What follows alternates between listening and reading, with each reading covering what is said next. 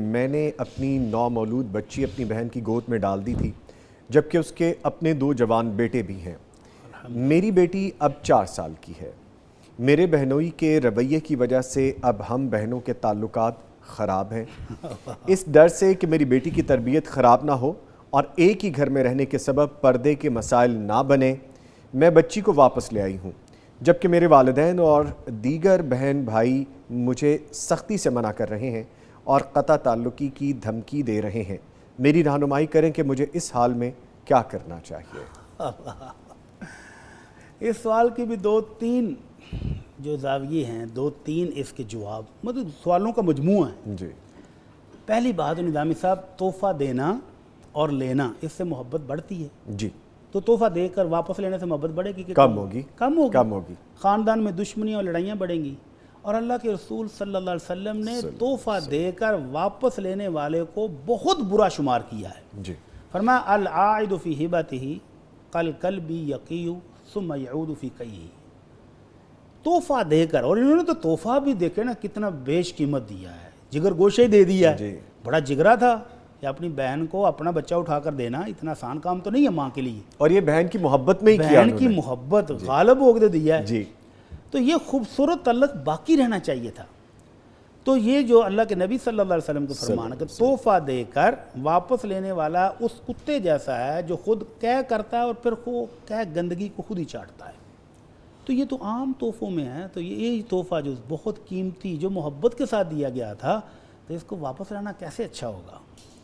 لیکن دوسری بات جو انہوں نے کی، اگر وہ بات سچی ہو، اس بچی کو ہیلا اور آڑ نہ بنائیں کہ بہن کے ساتھ تعلقات ٹھیک ہیں تو الحمدللہ بچی بھی ان کی ہے، اور اگر کسی وجہ سے تعلقات خراب ہیں تو اس بچی ہم بچی واپس لے رہے ہیں۔ جی، یہ کوئی اصلہ تو نہیں ہے نا، جی، کہ بطور اصلہ اس کو استعمال کیا جائے کہ ہمارے ساتھ تعلقات ٹھیک رکھو ورنہ ہم بچی واپس لے لیں گے۔ نہیں، یہ طریقہ درست نہیں ہے۔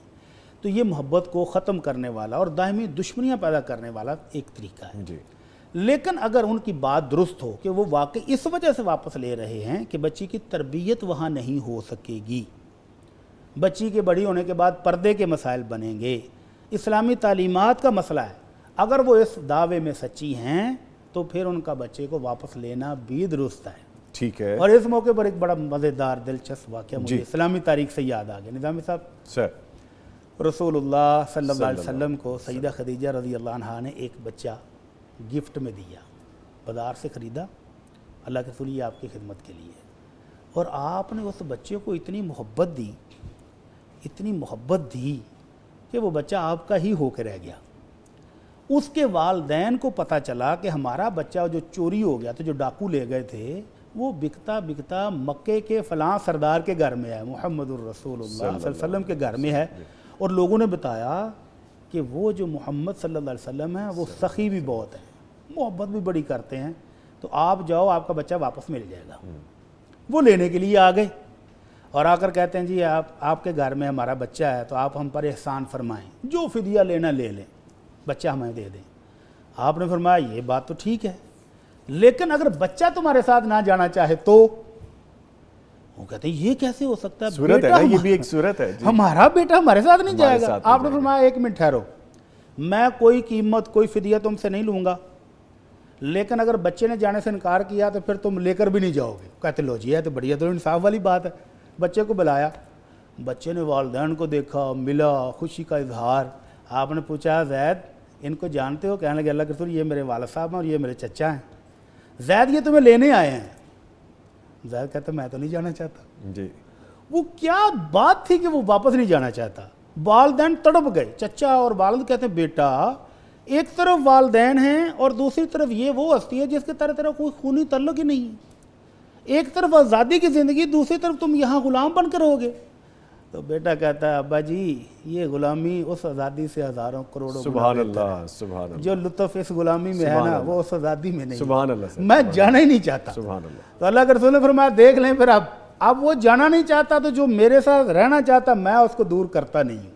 آپ نے انگلی پکڑی، بیت اللہ میں لائے، لوگوں کو مخاطب کیا کہ لوگوں سن لو، آج کے بعد زید میرا بیٹا ہے، ماشاءاللہ، یہ میرا وارث ہوگا، میں اس کا وارث ہوں۔ ماشاءاللہ ماشاءاللہ۔ اور جب تک اللہ کی طرف سے نیا قانون نہیں آ گیا کہ لے پالک بچے کو اپنا بیٹا نہیں قرار دو، جس کا بیٹا ہے بیٹا اسی کا رہے گا، آپ محبت نشاور کرتے رہیں، تو اس وقت تک یہ زید بن محمد صلی اللہ علیہ وسلم ہی قرار پائے۔ کیا قسمت پائی ہے، اللہ اکبر، کیا قسمت پائی ہے اللہ زید اکبر۔ نے، تو ماشاءاللہ۔ اس واقعے سے بھی پتہ چلتا ہے کہ پردے کے مسائل بہرحال ہو جاتے ہیں، یا کچھ اور مسائل بھی تھے، یہ بچہ جوان ہوا، اللہ کہ تو نے شادی کر دی، بیگم اس کے ساتھ نہیں بن سکی، طلاق دے دی۔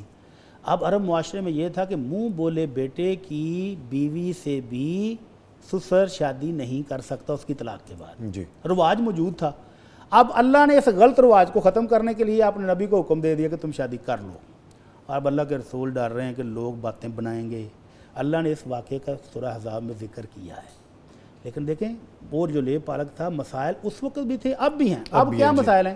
آپ کے سامنے ہوگا کہ اس بچی کو سکھایا جائے گا کہ جو خالہ پال رہی ہے وہ تمہاری ماما ہیں، اور اس کا خامد اس کا پاپا ہیں، اور وہ اپنے سگے والدین کو انکل اور آنٹی کہہ رہی ہوگی، تو یہ ساری عمر اس کو جھوٹ سکھاتے رہیں گے۔ جب وہ تھوڑی سمجھدار ہوگی تو وہ اس کو پتہ چلے گا کہ میرے اصلی والدین تو وہ ہیں، تو یہ مسائل بھی بنیں گے کہ وہ بچے کی شخصیت ہی آپ مسخ کر دیں گے، اس کو جھوٹ آپ سکھائیں گے، اور وہ بات بھی کہ پردے کے مسائل بھی بنیں گے۔ تو اگر یہ خاتون سچی ہیں تو پھر ان کا اس بچی کو واپس لینا بالکل ٹھیک ہے، جائز ہے۔